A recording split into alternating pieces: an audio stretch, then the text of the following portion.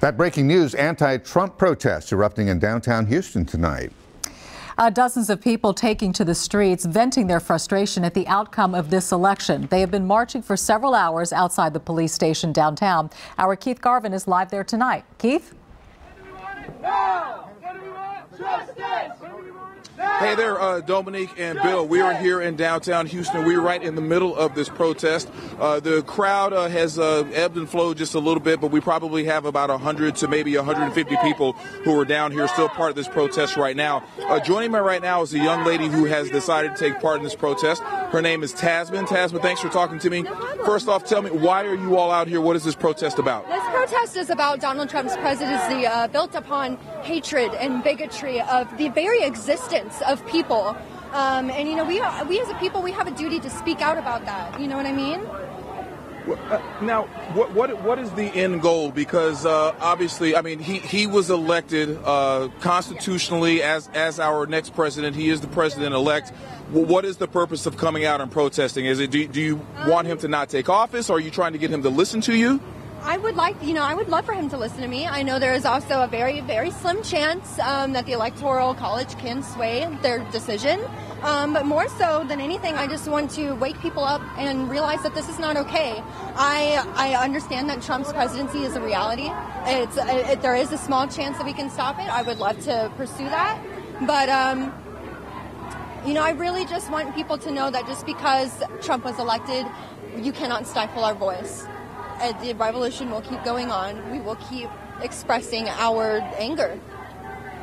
And, you know, there are plenty of protests in other parts of the country as well. And again, I think a lot of people would have the question and wonder why continue to come out if we do have a president who was elected constitutionally and legally by the rest of the United States? Well, you know, I think a lot of people, what they don't realize is your silence is your acceptance.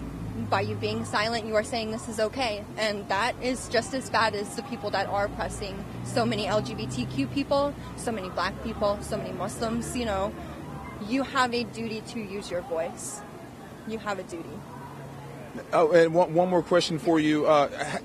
I don't know if you know how many people in the crowd you know, you yourself. I mean, how many young people actually do you think voted? Because at least in terms of those who didn't vote for Donald Trump, there were a drop in numbers of young people who voted the previous 4 and 8 years. Well, you know what is really upsetting to me is if you look at you know, the popular vote based off of millennials that voted, Clinton would have won. You know, Donald Trump would have maybe won 2 states. So based off of that, I don't think enough young people voted.